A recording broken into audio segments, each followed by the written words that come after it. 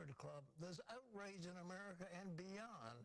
President Trump feeling the fallout from his decision to withdraw U.S. troops from Syria, even from one of his staunchest supporters. Will the president walk it back?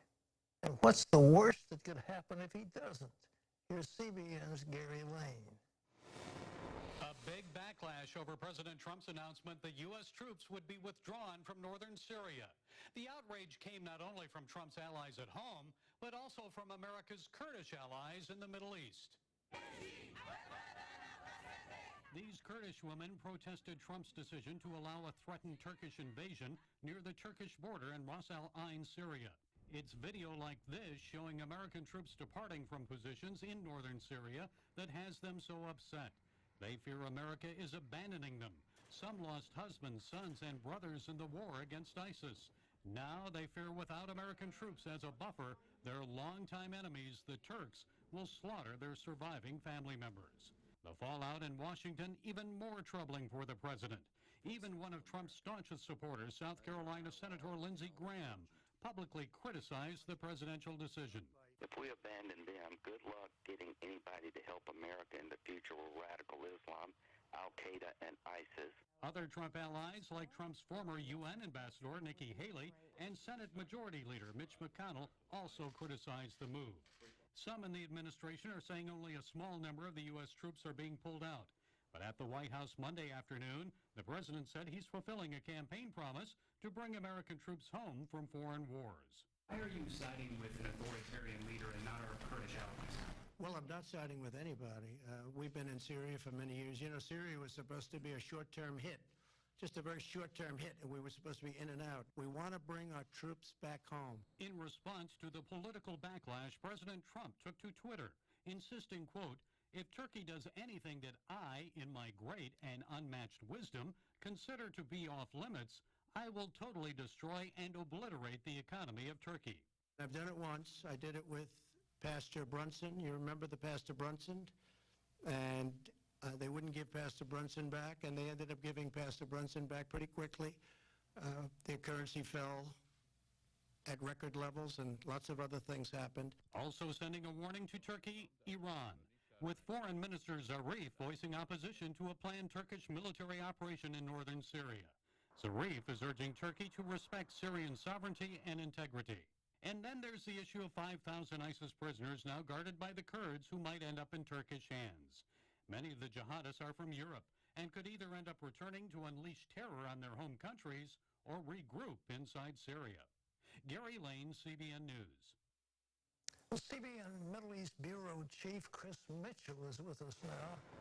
And Chris, what are the implications of this Syrian Democratic Force partner with Syrian President Assad? Well, what the Syrian Democratic Forces have said, Pat, in a statement, they said that we're considering a partnership with Syrian President Bashar al-Assad with the aim of fighting the Turkish forces. And, Pat, this would just change everything. And what this is, first of all, it's a message to the people in northeast Syria that the Syrian Democratic Forces are going to have their back, that will protect them. But what it also does, if it brings in President al-Assad to the northeast part of Syria, it also opens the door for the Iranians. Iranian militias have been on the border of Syria for about 2 years, and they're waiting just to come in. It would also open up oil fields, some of the richest oil fields in the Middle East, to the Iranians, so it would give them that. It would also get them closer to Israel. So what this does is really turns everything upside down if the Syrian Democratic Forces turn themselves toward President Assad and away from Erdogan, because, Pat, they see Assad as a lesser evil than Erdogan, but if they did so, it would diminish U.S. presence in the region, strengthen the enemies of the United States and Israel, and make it much more dangerous for Israel here in the Middle East. Chris, do the Turkish forces see this invasion as a jihad against unbelievers? And what does that put us in as the United States? Well, it sort of enables jihad against these people. Pat, in a pro-Erdogan newspaper, this is what they said. Go and tell to the unbelievers the army of Muhammad is back. Let me say it again. Go and tell to the unbelievers that the army of Muhammad is back. Now, President Trump may see this as a campaign promise, pulling out U.S. troops from what he calls endless wars.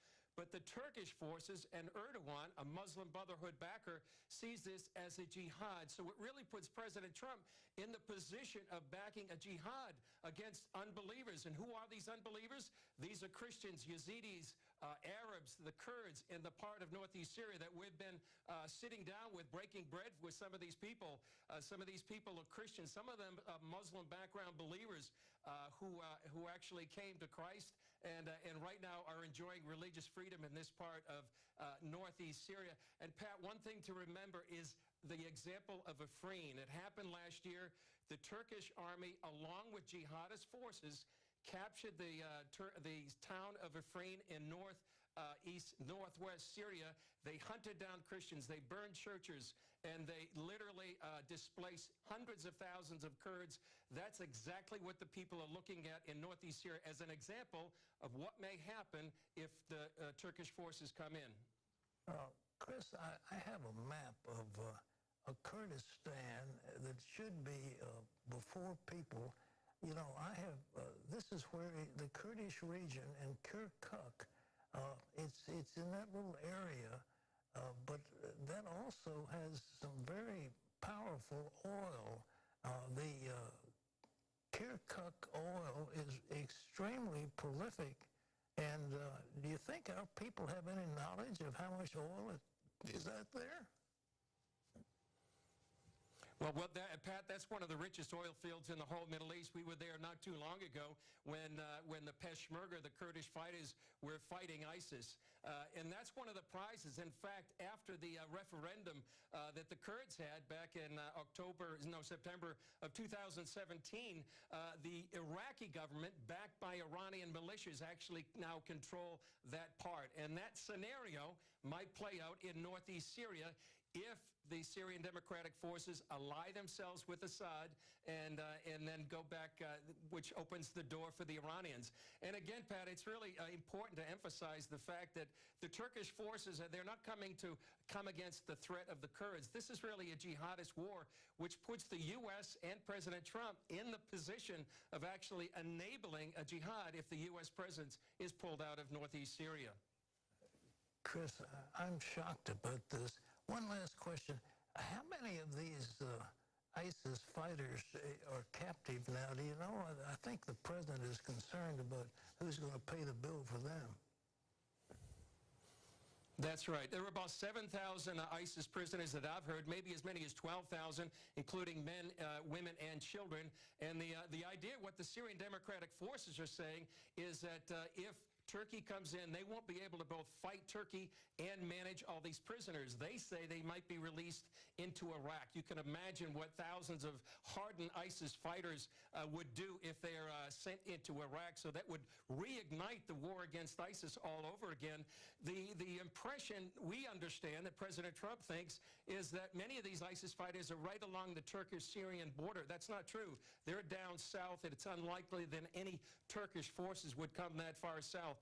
And one thing I'd like to add, Pat, is that your comments yesterday, they've been heard here in the Middle East, in northeast Syria. And I was told that your comments about this whole situation about President Trump were very encouraging to them. And they are looking to major U.S. evangelical leaders like yourself to speak out and help protect the Christians, the Kurds, Yazidis, Arabs in this part that really has an embryonic democratic government that is just springing forth, that is under peril right now. So they're looking to voices like you, Pat. Thanks, Chris. Well, I'm a voice. I tell you, I am so concerned, and I'm exercising my spirit. There are 35 million Kurds. It's the only people group that does not have its own nation acknowledged by the governments of the world. And I think that the president should issue a Trump declaration that declares that the homeland for the Kurds is recognized by the United States. And that whole area, and with Kirkuk there, it is one of the richest oil fields in the world. And they have plenty of money to pay the bill for the United States to give them arms or sell them arms.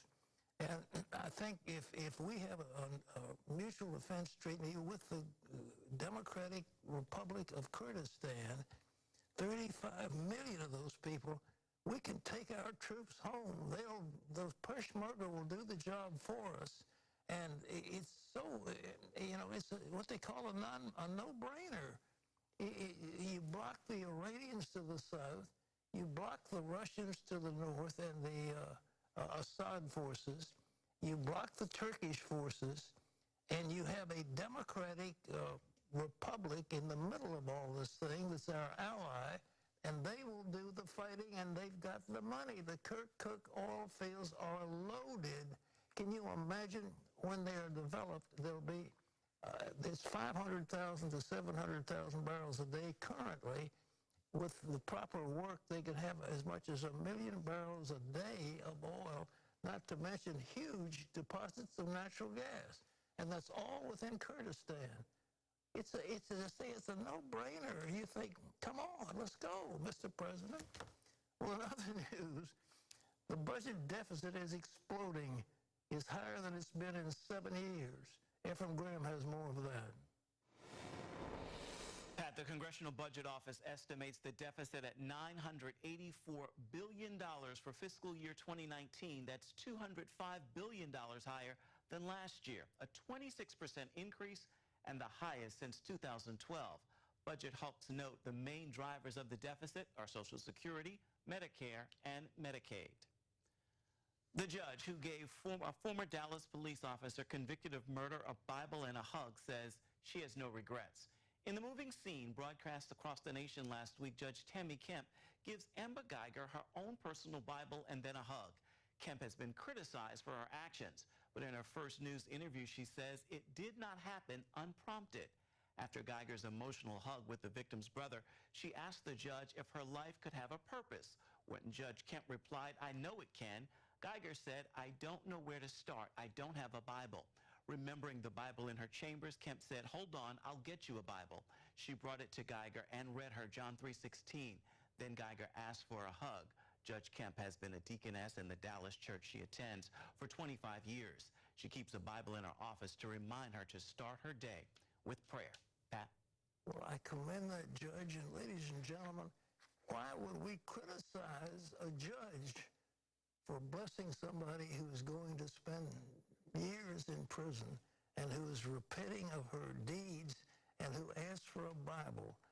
Why can't a judge do that? Of course she can, and anybody who criticizes it just doesn't deserve to be heard. Terry?